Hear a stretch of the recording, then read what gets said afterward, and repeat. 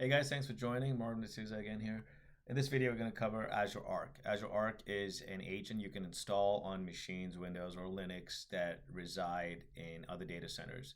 For this example, I'm going to use a Linux machine that is deployed in an AWS environment. All right, so go to your Microsoft Azure portal, and then once you're in here, once you're in your portal, go to Azure Arc, and then go to add. You can add your infrastructure for free. So another thing to know about Azure Arc, installing it itself is free. Getting the machine visible on Azure is free within the portal. However, once you start adding features like integrating with Key Vault, Defender for Cloud, etc., those things cost money.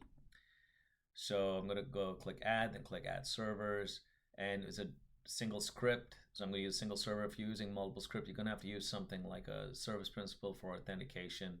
We'll cover that in another video. So I click generate script, next. In the resource group, I'm going to add this to, I'm going to choose Marvin ML, and it's a Linux box. I'm going to choose Linux, and that's pretty much all I have to do. And if there's a public endpoint, that means this machine has direct access to the internet. If it's going through a proxy server, you'd have to put in the address of the proxy server. If it's going through a private endpoint, you'd have to put that information in there as well. Click and if you have any tags, this makes life a lot easier, especially when you're deploying templates for security reasons, things like that. You can download the script and run it later. You can also just hit copy. So I'm just going to hit copy here, copy to clipboard. I'm going to come in here. This is my Linux box that's on my that's in AWS. I'm just going to hit that, paste, and go. And it's going to run everything for me. I really don't have to do anything. I have to wait for the script to run. Once it runs, downloads, and installs the agent, the only thing I have to do is authenticate the machine.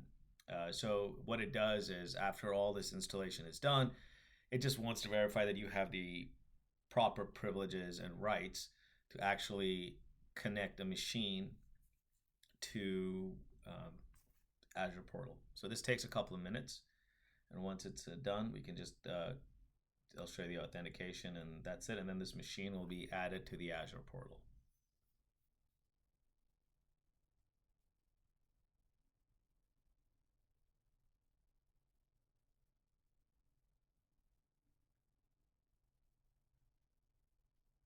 There it is. So it's all done. And now you can just copy this here. Oops. Okay.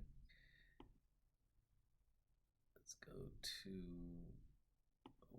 open up a browser real quick.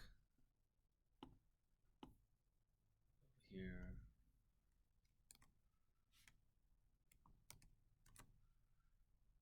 And then the code.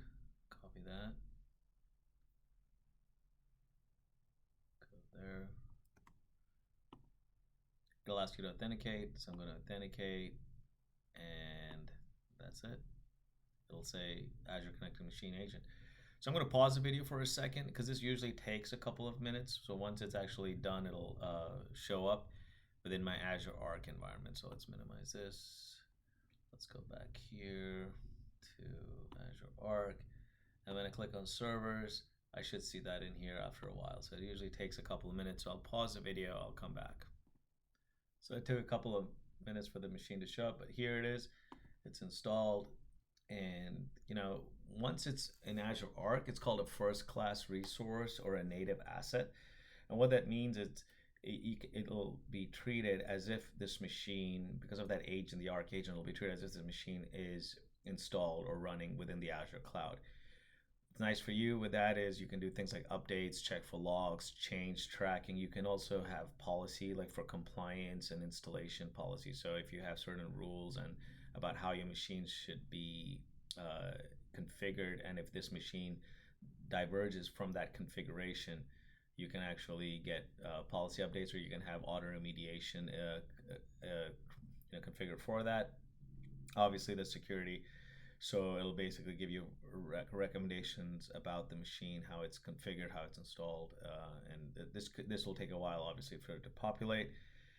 Inventory about all the software installed in the machine. But the next coolest part is the extensions, and this is how we can actually start doing things like managing different pieces of on that machine. So I'm going to do another video where I actually install the Key Vault extension so we can have certificates automatically show up within the Linux box. All right, so thanks for watching. Hope you guys found this helpful. Take care.